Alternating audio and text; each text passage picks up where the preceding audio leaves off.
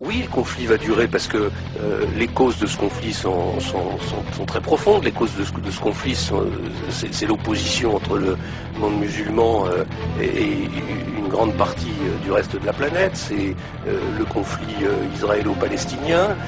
C'est les déséquilibres économiques et sociaux qui règnent dans le monde. Donc ce ne sont pas des sujets qui vont être effacés comme ça d'un coup de baguette magique. Vos femmes, ce sont vos filles. Ce sont vos enfants qui seront kidnappés, empris, mis dans des quartiers, dans les fameux quartiers réservés, comme il y en a à Casablanca, à Meknès et partout ailleurs. Et vous n'oserez plus aller les rechercher, parce qu'ils auront fait des médinas et puis des mosquées telles que même les gendarmes n'oseront plus mettre les pieds là-dedans. Alors, qu'est-ce que ça va être la France à ce moment-là? C'est déjà comme ça dans certaines villes d'Angleterre. Qu'est-ce qu'il faut faire alors, Monseigneur? Ah ben, demandez au gouvernement d'arrêter cet islam, faire ce qu'on a toujours fait. Les deux religions ne peuvent pas cohabiter, c'est impossible. Qu'ils restent chez eux.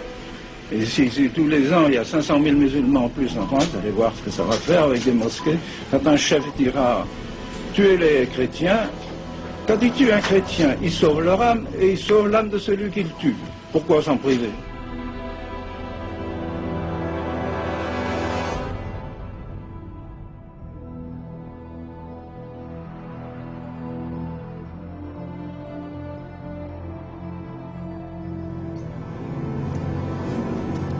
Tandis que s'éteignent les derniers feux de la romanité, l'Europe s'enfonce dans une longue période d'insécurité et de peur, sous le joug chaotique des tribus barbares qui viennent de détruire l'Empire.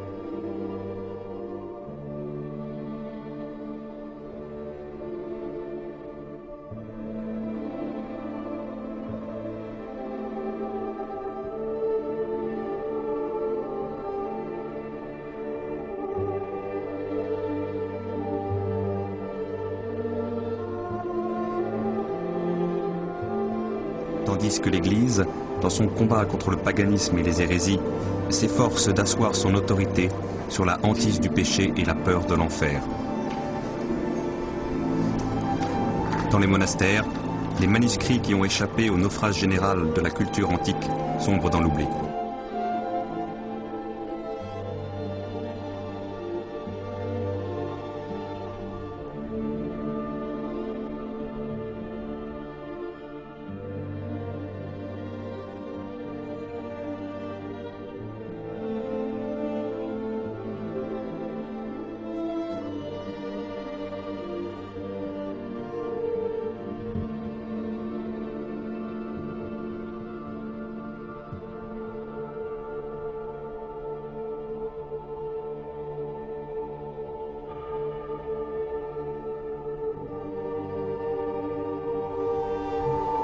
Byzance, héritière naturelle de Rome, possédait elle-même un très riche fonds de manuscrits philosophiques et scientifiques grecs. Il recouvrait d'une chape de silence.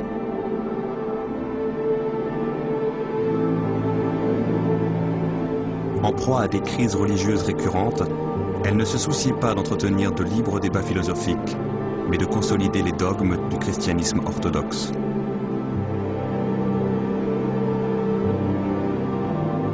Au VIe siècle, par durcissement dogmatique, elle en vint même à fermer l'Académie d'Athènes, comme celle d'Alexandrie.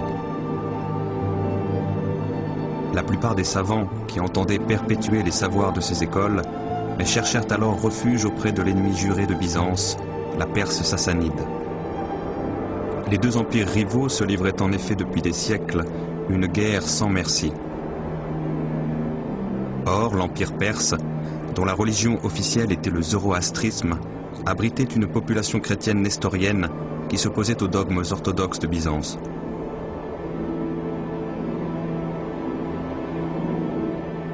Cette rivalité doctrinale allait favoriser la survie en Perse de la tradition philosophique grecque, mais une survie au ralenti, comme en veilleuse, en attendant un souffle nouveau. Ce souffle allait venir de là où personne ne l'attendait, de la lointaine Arabie.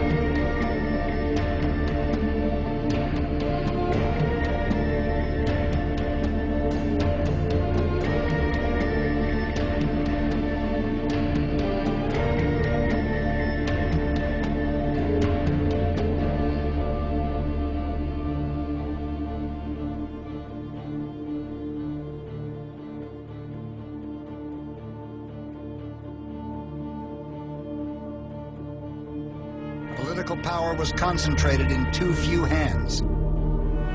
Rome had turned its back on the common man. Destitute families flooded into the city, swelling the ranks of sweatshop workers and the urban poor.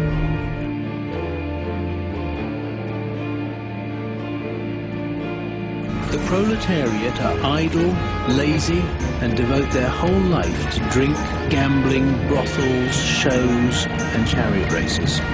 Their temple, their dwelling, their meeting place, in fact the center of all their desires, is the Circus Maximus. They talk about nothing else.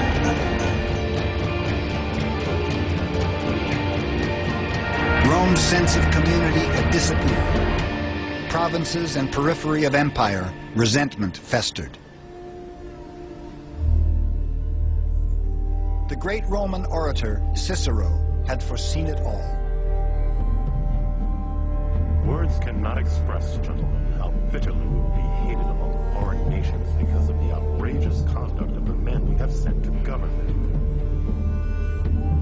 All the provinces are complaining about Roman greed and Roman injustice. I remind you, gentlemen, that Rome will not be able to hold out against the whole world.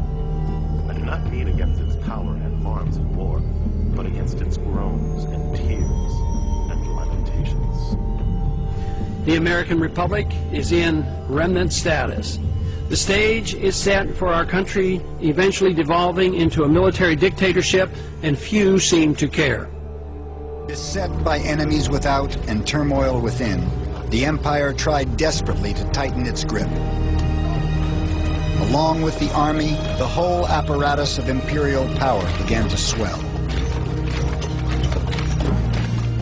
Bureaucracies multiplied. The people who oversaw the postal system, the speculatores, had become the world's first full-fledged intelligence operation. Spies were everywhere, reporting any signs of rebellion in the provinces.